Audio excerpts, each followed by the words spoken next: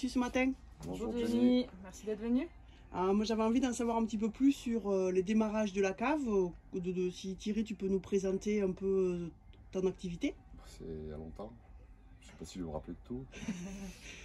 Moi je me suis installé sur Chamalières en 1994. À l'époque on avait une cave qui faisait 50 mètres carrés à peu près. C'était une formule de cave. Ensuite j'ai pris la franchise Nicolas.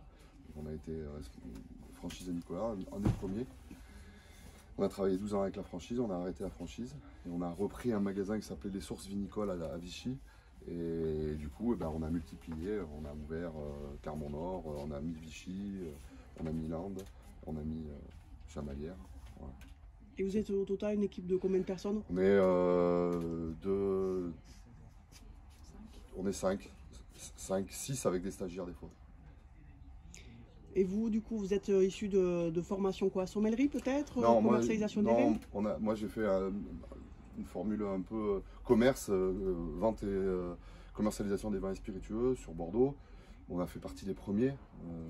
Lise a fait la même formation que moi, mais un peu plus tard. Et vous avez su du coup insuffler une passion, une dynamique dans l'équipe? Bah ouais, bon, c'est les métiers de passion, enfin, t'aimes ce que tu fais quoi. Nous on travaille beaucoup avec les vignerons, on travaille plutôt en direct. On a peu de rapport avec les agents et les maisons, on essaie de se débrouiller un peu par nous-mêmes. Voilà, c'est des métiers de passion, tu fais pas ça comme ça par hasard. Tu aimes le produit, tu parles du produit, tu en bois, tu en vends, c'est ça qui est bien.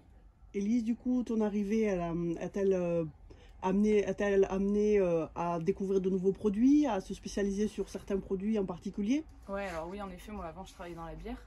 Donc c'est vrai que depuis mon arrivée, depuis une petite dizaine de mois, ça fait pas très longtemps que je suis rentrée. C'est l'effet Covid. C'est l'effet Covid, voilà.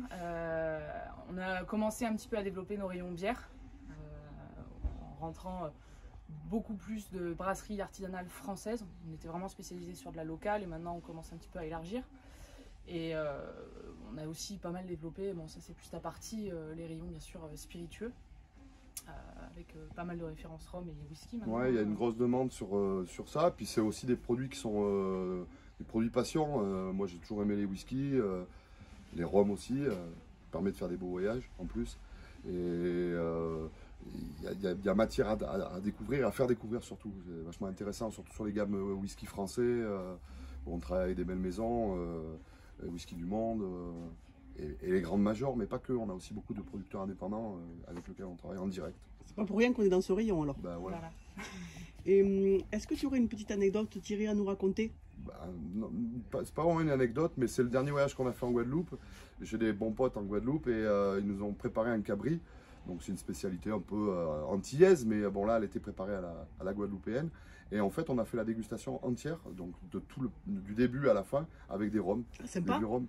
Et je pensais que ça serait vraiment très dur, qu'on serait sous, et en fait pas du tout, non, ça va bien ensemble, c'est très agréable. C'est l'expérience. Le côté épicé? Ouais, le côté épicé, parce que bon, c'est très épicé, un cabri, une petite chèvre qu'on fait rôtir avec des giromons, enfin plein de légumes, des patates douces, tout ça.